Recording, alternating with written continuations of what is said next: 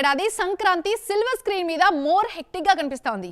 ఏకంగా 5 తెలుగు సినిమాలు 3 రోజుల్లో థియేటర్స్ లోకి వచ్చేస్తున్నాయి. ఇంత కాంపిటీషన్ లో 2 డబ్బింగ్ సినిమాలు కూడా స్పేస్ కోసం ట్రై చేస్తుండడంతో అసలు ఆ మూవీస్ కి ఛాన్స్ ఉంటుందా అన్న డౌట్స్ కూడా రేజ్ అవుతున్నాయి. తెలుగు సినిమాలతో పాటు మేము సైతం అంటూ సంక్రాంతి రిలీజ్ కు రెడీ అవుతున్నాయి dubbing movies. Captain Miller, Ayalaan. Dhanush హీరోగా తెరకెక్కిన captain Miller pan India range లో రిలీజ్ కు రెడీ అవుతోంది. సార్ సినిమా సక్సెస్ తో ధనుష్ టాలీవుడ్ లోనూ మంచి ఫామ్ లో ఉండడంతో తెలుగు మార్కెట్ మీద చాలా ఆశలు పెట్టుకుంది ఈ మూవీ టీం. మంచి టైంలో రిలీజ్ అయితే టాలీవుడ్ లో కూడా భారీ వసూళ్లు సాధించే సత్తా ఉన్న హీరో ధనుష్.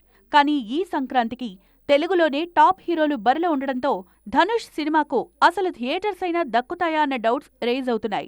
మరో తమిళ హీరో శివకార్తికేయన్ కూడా ఈ సంక్రాంతికి టాలీవుడ్ ఆడియన్స్ ముందుకొచ్చేందుకు రెడీ అవుతున్నారు. సైన్స్ ఫిక్షన్ డ్రామాగా తెరకెక్కిన ఐలాన్ సినిమాతో ఆడియన్స్ ముందుకొస్తున్నారు ఈ కోలీవుడ్ స్టార్. శివకార్తికేయ గత చిత్రాలు తెలుగులో మంచి వసూళ్లు సాధించాయి. ఆ నమ్మకంతోనే ఇప్పుడు తెలుగు మార్కెట్ మీద ఆశలు పెట్టుకున్నారు.